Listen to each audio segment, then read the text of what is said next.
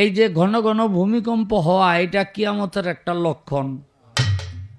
আমার আল্লাহ পরোয়ারে মানুষের উপরে এত গজব দিল কেন? ঘন ঘন ভূমিকম্প, ঘন ঘন মারে প্রেসিডেন্ট। আমার ওস্তাদের একটা গান আছে। তো এরপর হইল এই কোন সনে কিয়ামত হইব, এখানে সন তো আমি কইতে পারতাছি না, কারণ এটা হাদিসের মধ্যে নাই। রাসূলকে প্রশ্ন করলে, ইয়া রাসূলুল্লাহ, এই হাদিসটার নাম হইলে হাদিসে জিব্রাইল, মনে রাখবেন এই হাদিসটার নাম হাদিসে জিব্রাইল। কেন? আরবের চেহারা, আরবিয়ান চেহারা, আরবিয়ান পোশাক পরে এক ব্যক্তি রাসূলের পাশে এসে বসলো। সাহাবীরা আশ্চর্য হয়ে গেল যে রাসূলের পাশে বসার ক্ষমতা কার? সে প্রশ্ন করলো, ইয়া রাসূলুল্লাহ, আপনি বলেন তো কিয়ামত কিবার হবে?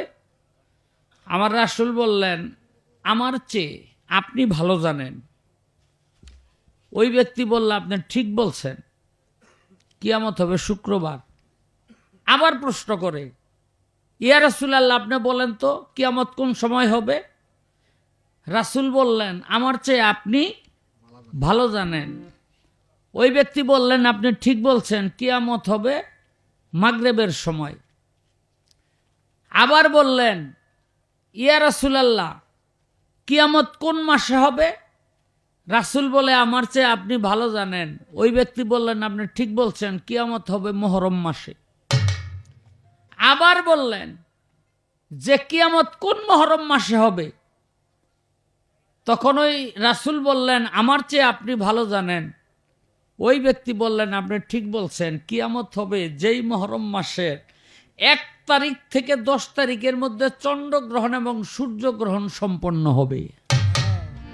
এত মুহররম মাস আইলো গেল, আজ পর্যন্ত 1 তারিখ থেকে 10 তারিখের মধ্যে মুহররমের চন্দ্রগ্রহণ সূর্যগ্রহণ লাগে নাই।